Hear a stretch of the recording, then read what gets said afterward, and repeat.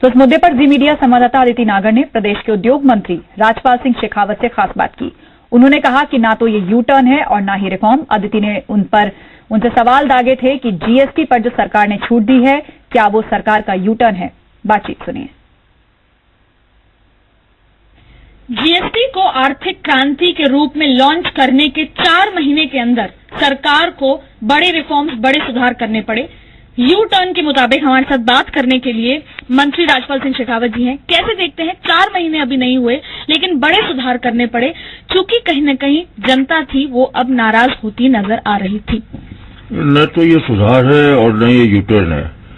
States की बहुत लंबे टाइम से डिमांड थी। राजस्थान भी लगातार इस बात को डिमांड करता रहा था कि टर्नओवर जो थ्रेशोल्ड की लिमिट है, जो पहले 50 लाख थी, हम लगातार मांग कर रहे थे 1.5 करोड़ रुपए होनी चाहिए। मैंने उसको पहले 75 लाख किया और अब उसको 1 करोड़ बढ़ाया गया।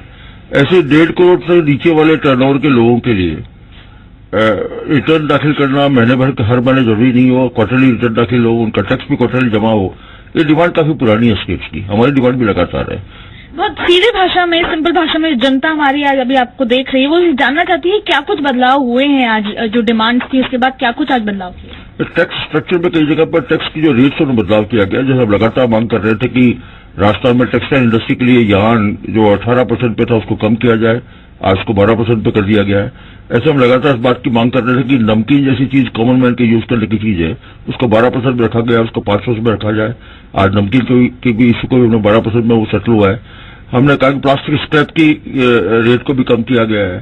साथ के अंदर हम लगातार कह रहे थे कि जो ऑनगोइंग प्रोजेक्ट्स हैं वहां पर, और खासतौर से वो प्रोजेक्ट जहां लेबर इंटेंसिव है, जैसे डैम बनाना है, केनाल बनाना है, और लेबर कंपोनेंट बहुत बड़ा है, मटेरियल कंपोनेंट कम है, ऐसे ऑनगोइंग प्रोजेक्ट्स के लिए स्लैब को कम करना चाहिए। इसको 5% किया है। आज मेरे ख्याल से उन सब स्लैब्स को रेस्टलाइज करने का जो प्रोसेस चल रहा है उसके हिस्से के रूप में आज भी कुछ कम हुआ है। आखिरी सवाल बस ये कि जो लघु उद्योग भारती है वो जब से ये 4 महीने पहले उन्होंने कई बार ज्ञापन भी दिए, रिक्वेस्ट भी दी कि तमाम जो बदलाव चाहते थे। उसके अलावा सरसंघचालक ने हाल ही में एक बयान भी दिया जिसमें वो इतने संतुष्ट नहीं दिखे जिस तरह की इकोनॉमी या एम्प्लॉयमेंट की बात थी। तो ये सारे भी फैक्टर्स मान सकते हैं, दबाव, प्रेशर। मैंने कहा रेशनलाइजेशन करना किसी दबाव के कारण नहीं हुआ करता।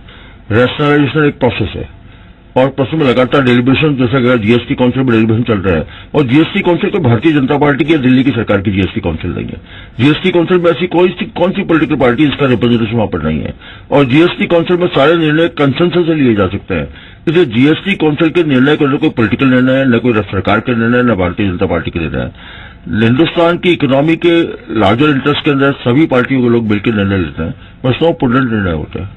बहुत बहुत धन्यवाद जी मीडिया से बात करने के लिए। हमारे साथ मंत्री राजपाल सिंह शेखावत जी थे जिन्होंने तमाम जो बैठकें हुई उनमें हिस्सा लिया और उसके बाद काफी कुछ चीजें आज मैं बताई।